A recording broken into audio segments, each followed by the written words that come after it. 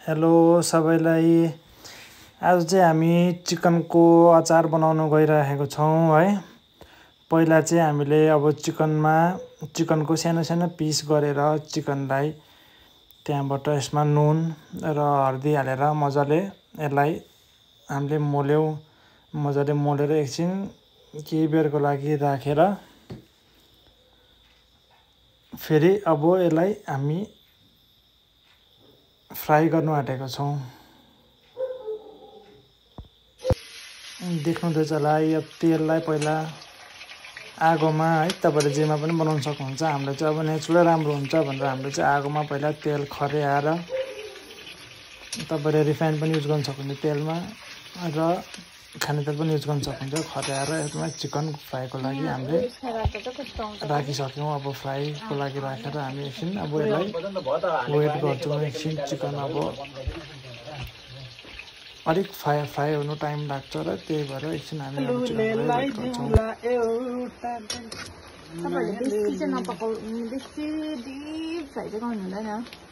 मासुलाई guys deep fry चाहिँ नगर्नुहोस्, ठिक्कको फ्राई गरेर निकाल्नुपर्छ मासुलाई। अचारको लागि बनाउँदाखेरि डिप फ्राई गर्नुभयो भने बेसी क्रिस्पी हुन्छ र खाने मान्छेलाई अलिकति प्रब्लम हुनसक्छ है।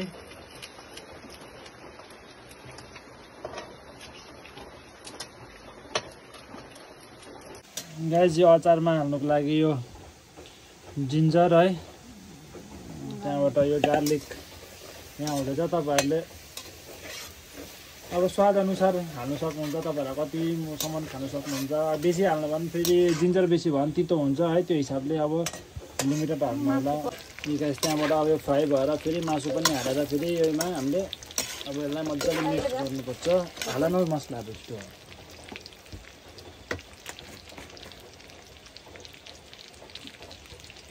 यो हाम्रो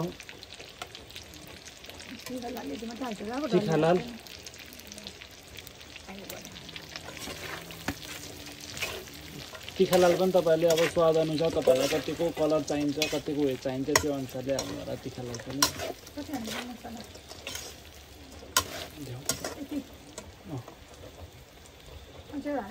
यसमा चाहिँ हामीले मसलामा है टिम्बुर, त्यहाँबाट खोर्सानीहरू हालेर बनाएको अचार थियो। यो चाहिँ है बनाएको मसला थियो, त्यो चाहिँ मसला थियो। त्यो मसला हालेर फेरि हामीले यसलाई मजाले मिक्स गरेर अब कम्ती अब यो अलिकति जिरा र धनियाँ पाउडर मिक्स, यसलाई एकछिन कम्ती आगोमा मजाले चलाउनु होला तपाईँहरूले।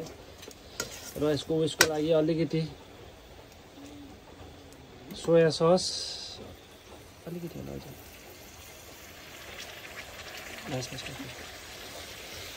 र मासु नबिग्रोस् भनेर हामीले अलिकति यसमा भेनिगर, निम्बुको जग्गा तपाईँले यसको जग्गा भेनिगर जग्गा निम्बु पनि एड गर्न सक्नुहुन्छ। तर हाम्रो अब निम्बु नभएको कारणले गर्दा त्यसरी होइन, बताउसमा भत्तै आयो भने चाहिँ भेनिगर हामीले चाहिँ भेनिगर युज गर्दैछ। बस यो पनि बेसी होइन, तपाईँलाई 2 छेद नुन चाहिँ चाखेर हाल्नुपर्छ। गाइस फाइनली यो अचार बन्नु रेडी भयो। हामी यस्तो बट्टामा हालेर प्याक गरेर फेरि कोले माग्छ उनीहरूलाई दिन्छ है। र तपाईँहरूलाई पनि चाहियो भने कन्ट्याक्ट गर्नु होला।